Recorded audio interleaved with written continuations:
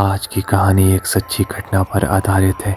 क्या हो अगर आप एक सुनसान हाईवे पर रात के समय अपनी गाड़ी में जा रहे हो और अचानक आपकी गाड़ी के सामने कोई चीज़ आ जाए, तो आप क्या करेंगे? तो हम आज एक ऐसी ही कहानी को कवर करने वाले हैं इस स्टोरी में, जहाँ पर हम बात करेंगे हाईवे के छलावों के बारे में। चारों तरफ अंधेरा ही अंधेरा था। अमावस्या की रात थी। आदित्य तेजी से गाड़ी चलाए जा रहा था। नीलम उससे बोल रही थी कि पहुंच जाएंगे ना, इतनी जल्दी क्या है? आदित्य ने कहा कि अभी कुछ नहीं बताऊंगा, घर चलो, फिर इस रास्ते की कहानी बताऊंगा। लेकिन नीलम ने जिद पकड़ ली। मुझे जानना है, क्या है इस हाईवे का सच? आदित्य ने नीलम को कहा कि बस इतना जान लो कि रास्ते में जो दिखता है वो सच नहीं, एक छलावा होता है। इसलिए हमें ध्यान देना है कि कोई कितना भी ज़रूरतमंद क्यों ना हो, हम कार से नहीं उतरेंगे। नीलम ने कहा ठीक है। तभी अचानक गाड़ी के सामने बदहवास सी एक लड़की टकराई। गाड़ी के शीशे पर हाथ दिखाने लगी।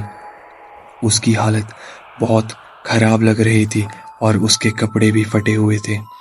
आदित्य ने नीलम को कहा, यह हमारी आंखों का धोखा है, तुम ध्यान मत दो।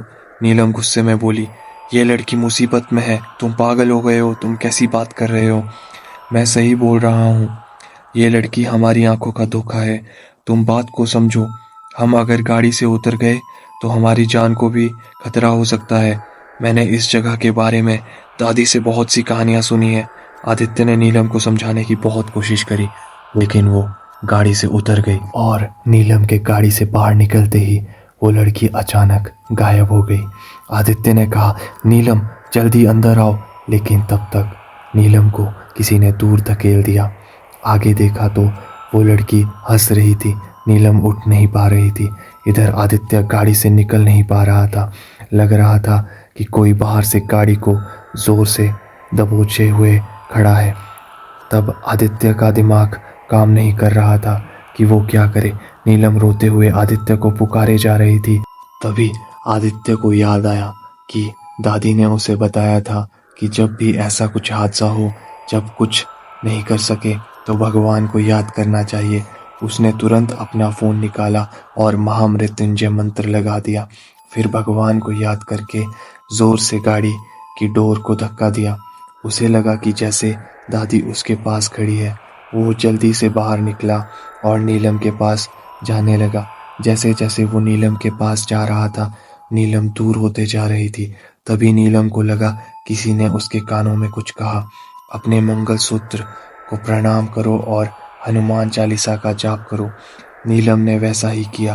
अब धीरे धीरे आदित्य नीलम जाने लगा। दोनों एक दूसरे के पास पहुंचे। नीलम रोते हुए आदित्य से माफी मांगने लगी। आदित्य ने कहा, अब जल्दी से चलो।